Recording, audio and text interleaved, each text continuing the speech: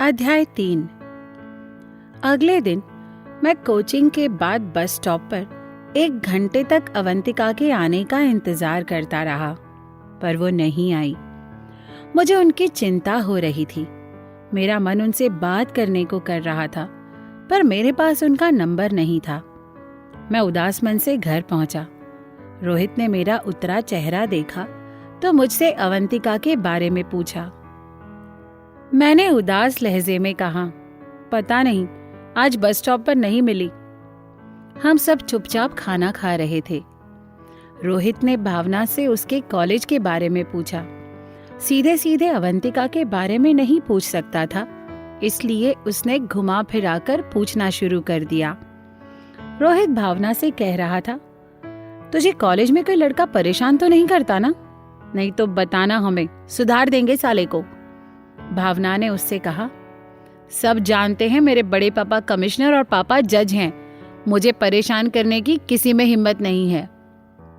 रोहित ने कहा, अगर तेरी सहेलियों को भी कोई परेशान करे तो बता देना हमें। इंजीनियर साहब ने कहा, ये सिक्योरिटी का काम भी शुरू कर दिया क्या तुम लोगों ने? सब हंसने लगे तो भावना ने रोहित से कहा, आपको अवंतिका याद है? नाम सुनते ही मैंने ठंडी सांस भरी और रोहित की ओर देखा। रोहित ने कहा, कौन? वो जो उस दिन घर आई थी? हम दोनों ही अनजान बन गए।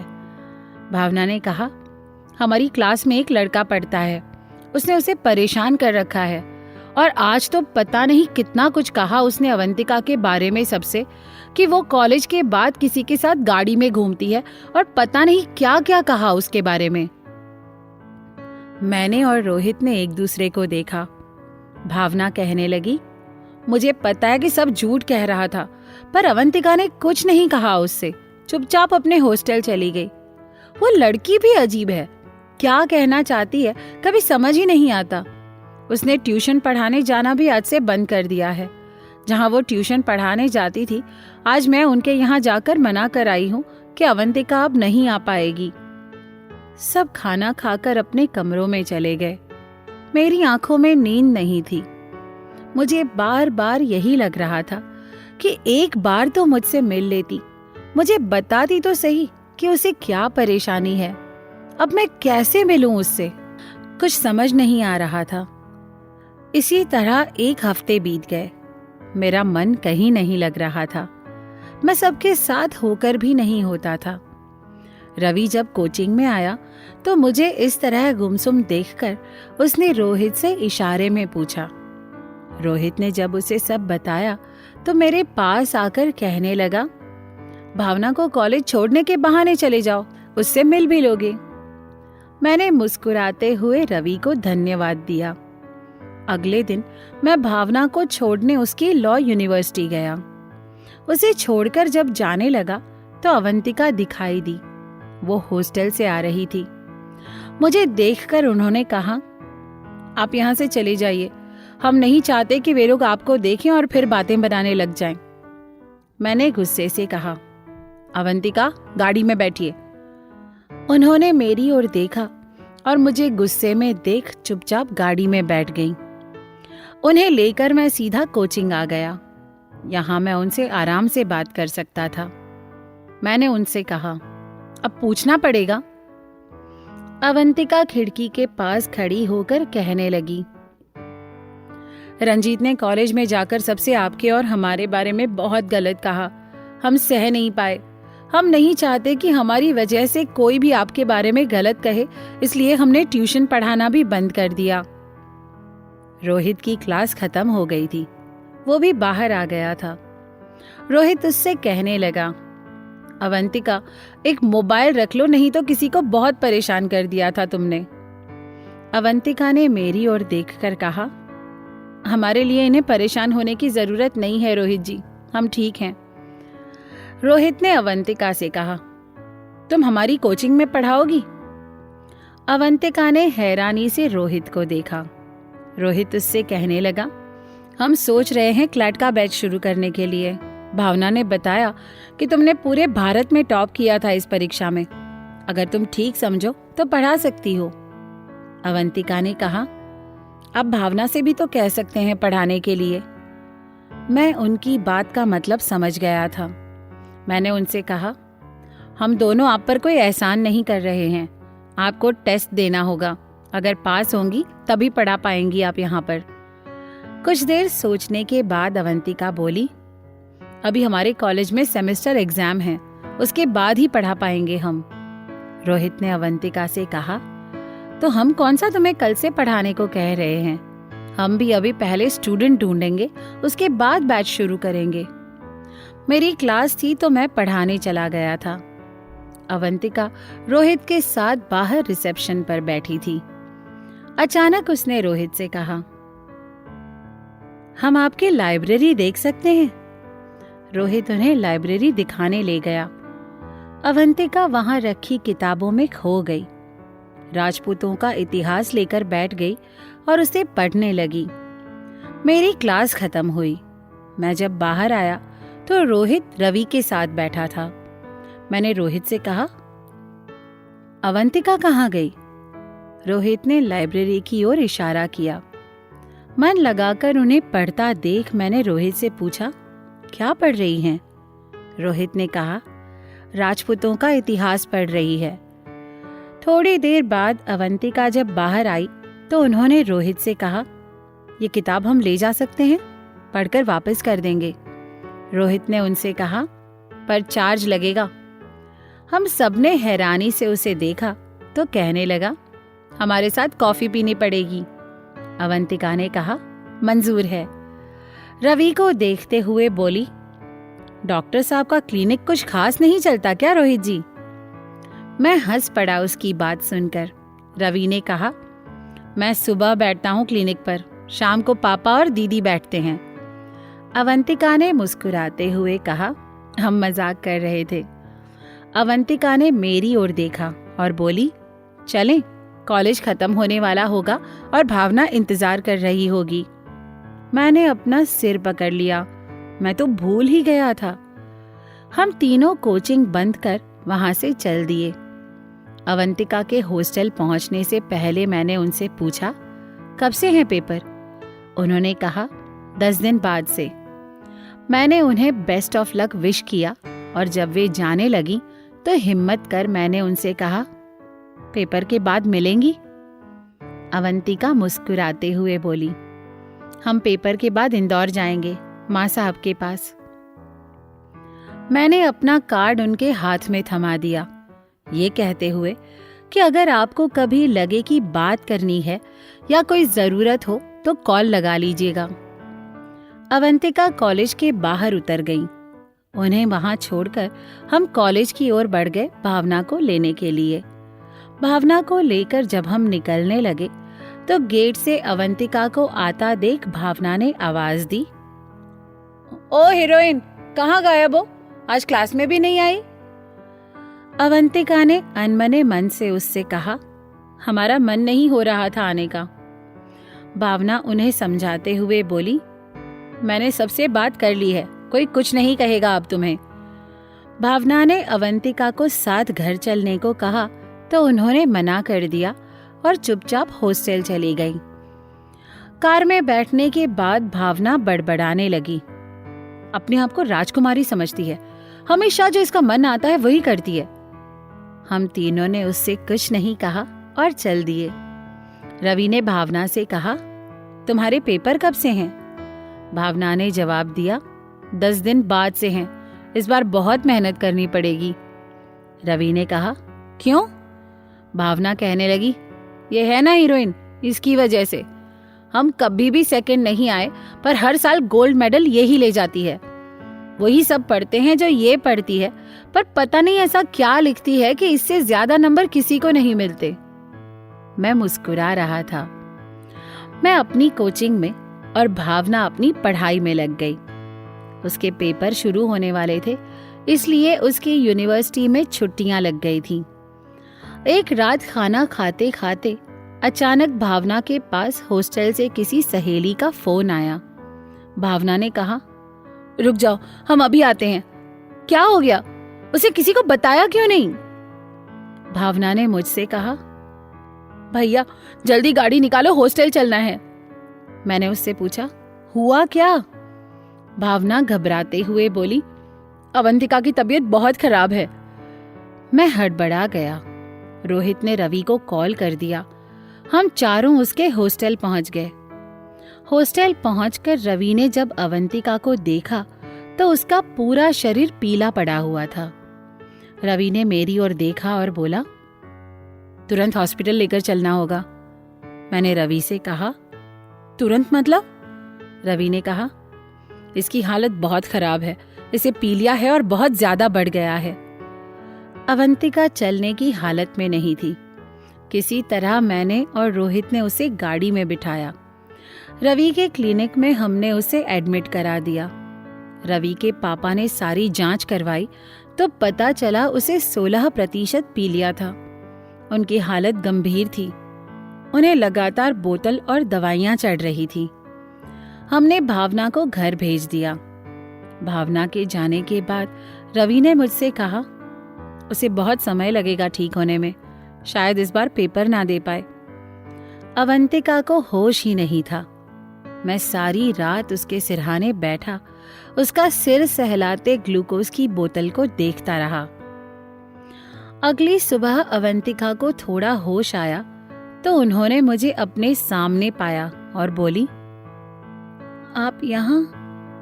फिर चारों ओर जब उन्होंने नजरें दौड़ाई तो उन्हें समझ आया कि वे हॉस्पिटल में हैं। अवंतिका ने मुझसे कहा, हमें माफ कर दीजिए, आपको परेशान कर दिया हमने। अब हम ठीक हैं, चलिए हॉस्टल छोड़ दीजिए हमें।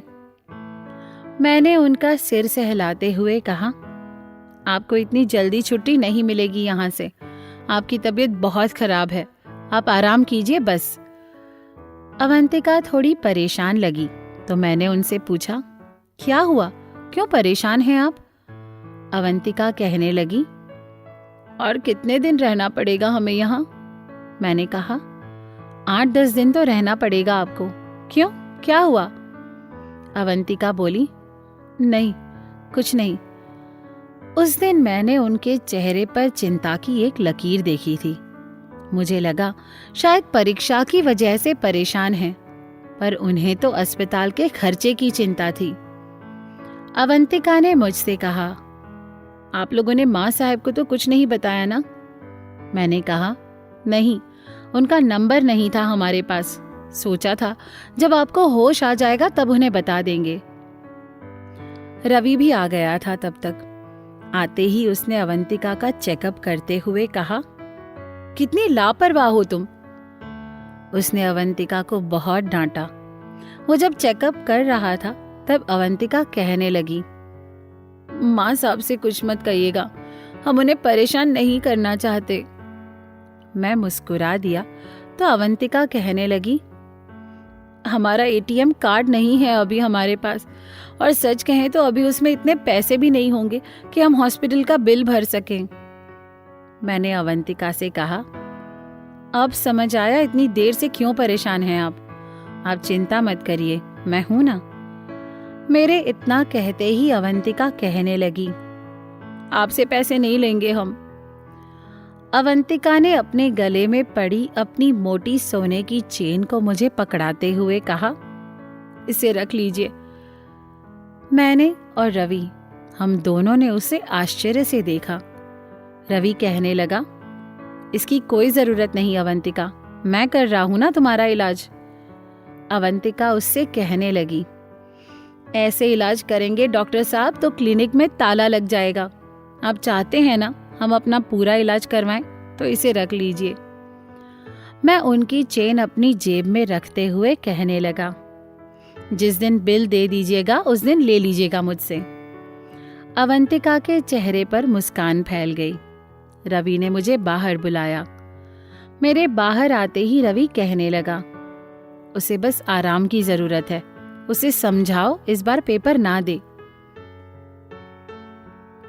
रवि के जाने के बाद मैंने जब अवंतिका से कहा, इस बार पेपर नहीं दे पाएंगी आप, अवंतिका कहने लगी, हमारी स्कॉलरशिप बंद हो जाएगी, कुछ भी करके हमें पेपर देना ही होगा। अवंतिका मुझसे मिन्नतें करने लगी। मैंने जब रवि से बात की तो वो कहने लगा, मैं अपनी तरफ से पूरी कोशिश कर रहा हूँ कि वो जल्दी ठीक हो जाए। तब तक भावना भी घर से आ गई थी। रवि ने कहा, ध्यान रखना कि वो आराम करे, अगर चिंता करेगी तो पेपर नहीं दे पाएगी। मैंने उन्हें समझाया कि अगर आप परीक्षा देना चाहती हैं तो बस आराम करिए, मैं आपको कॉलेज ले जाऊंगा और पेपर देकर वापस हॉस्पिटल आना होगा आपको। अवंतिका ने हम तीनों से कहा, पर हम रिवीजन तो कर सकते हैं ना। हम तीनों ने ही ना में गर्दन हिला दी। वो गुस्से में मुंह फुलाकर लेट गई। भावना घर से उसके लिए खिचड़ी लेकर आई थी। अपने हाथों से भावना उसे खिचड़ी खिला रही थी। अवंतिका ने मुझसे कहा, आपकी कोचिंग होगी, आप जाइए, रात से यहाँ हैं। उन्होंने भावना से कहा, तुम परेशान मत हो भावना, जाकर पढ़ाई करो, हम हॉस्पिटल का खाना खा लिया करेंगे। हमारी चिंता मत करो, अपनी पढ़ाई करो। इस बार जाओ, हमने तुम्हें मौका दिया गोल्ड मेडल जीतने का।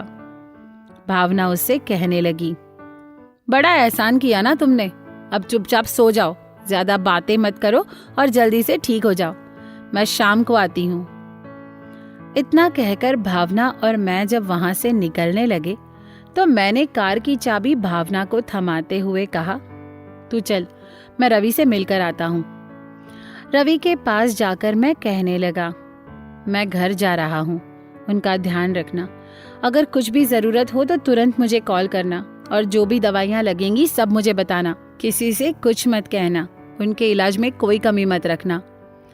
रवि ने मेरे कंधे पर हाथ रखते हुए कहा, मेरा भी कुछ रिश्ता है उससे पीयूष, तुम आराम से जाओ। घर पहुंचकर खाना खाकर मैं कोचिंग चला गया। शाम को लौटते समय मैं और रोहित दोनों हॉस्पिटल पहुंचे तो देखा रवि अवंतिका के पास बैठा बातें कर रहा था। वो अवंतिका को मेरे और रोहित के स्कूल के किस्से बता रहा था और वो खिलखिलाकर हंस रही थी। उन्हें इस तरह हंसता देखकर मुझे थोड़ा चैन मिला। मेरे पहुंचते ही रवि उठ गया। मैं अवंतिका के पास बैठ गया और कहने लगा, अब कैसी तबीयत है आपकी?